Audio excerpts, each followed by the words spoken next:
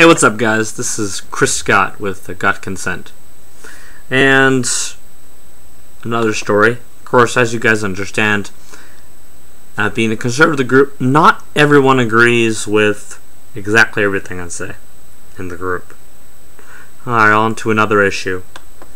Fort Hood shooting suspect, the whack job psychiatrist who just gunned down a bunch of people, apparently had his first courtroom appearance, and he wins delay in case.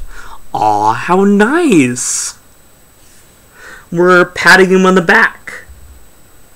Hasan, Majid Nigel Hasan, aka Douchebag, aka Psycho,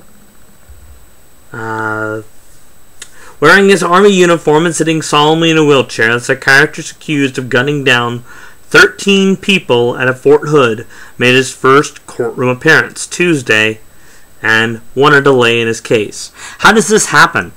Is it not clear that he gunned these people down? I mean, did we miss something? Is there the mysterious shooter? Let's see. Majid Nigel Hasan, who was paralyzed after being shot by two Fort Hood police officers, only spoke when answering questions about the proceedings. The soft yes, sir. His attorney sought a delay in his Article 32 hearing because they needed more time to review reams of documents they recently received and still locked other key documents, including the FBI ballistics report and a government view on the November 5th shootings. I repeat, what do these guys expect to find? Do they expect to find that, somebody loaded him with drugs and forced him to carry a gun against his will? I don't know. For Tuesday's one-hour hearing, Hasan was flanked by military police as he rolled his wheelchair into the courtroom and up to the defense table. One of his attorneys said Hasan was cold. Later, an attorney draped a large styrofoam green blanket over his shoulders. Hasan pulled it tighter against him and sometimes covered his nose with it during the proceedings.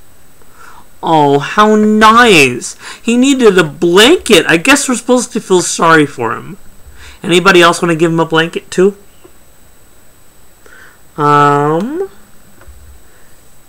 Let's see. Officials had increased security at Fort Hood on Tuesday, blocking up the road to the court building, having bomb-sniffing dogs search the parking lot, and using handheld metal detectors to screen the few people approved to be in the court.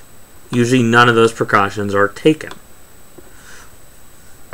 Colonel Michael Mulligan, the lead prosecutor, objected to delaying the Article 32, said prosecutors would be ready to proceed in July. He said prosecutors did not yet have the ballistics report. Colonel James L. Plow, a military judge who is acting as the investigating officer in the case, said he planned to call the 32 injured victims as witnesses during the Article 32 hearing.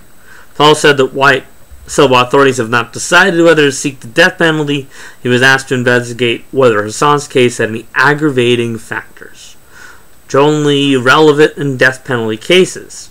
Paul said he hadn't asked prosecutors about it, which is why they sent a notice last month to defense attorney Gallen, outlining one aggravating factor: multiple deaths in the same incident.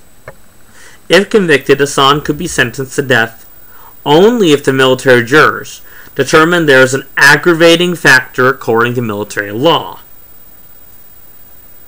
I don't think there's any questions that he gunned down a bunch of people. Now, I understand we need to take him through the court system. That's wonderful. But there is no question this son of a bitch is guilty. Okay? I'm sorry. I look at him and I want to throw up. I don't have anything but disgust for him. I don't see how we can have anything but disgust for this man.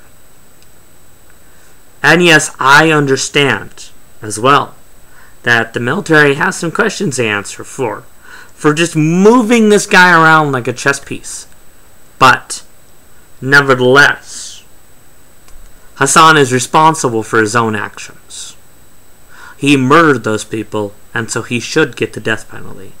And I just hope they decide on that for him. Alright, well, this has been my take on Hasan and him finally being in jail. Alright, well, this has been Chris Scott with Got Consent, and I'll see you on the flip side.